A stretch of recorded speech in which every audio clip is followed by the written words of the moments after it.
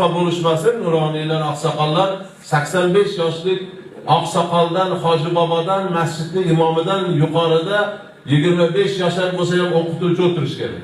Agar nuroniylar o'qituvchini e'zozlab o'zidan tepaga o'tirg'izadigan bo'lsa, agar o'sha hojilar, mullalar e'zozlab o'qituvchini o'zidan tepasiga o'tirg'izadigan bo'lsa, mahalla raisi, bizga o'xshagan hokim rahbarlar o'qituvchini o'zidan ustunroq qo'yib tepaga o'tkazib e'zozlaydigan bo'lsa, butun xalq, butun jamiyat ustozlarni e'zozlaydi. Butun hamma ularni hurmat qiladi, hamma ularni e'zozlaydi. Ularni qadri osmonga ko'tarilishi kerak. Shunda o'qituvchisi buyuk bo'lgan xalq albatta buyuk bo'ladi.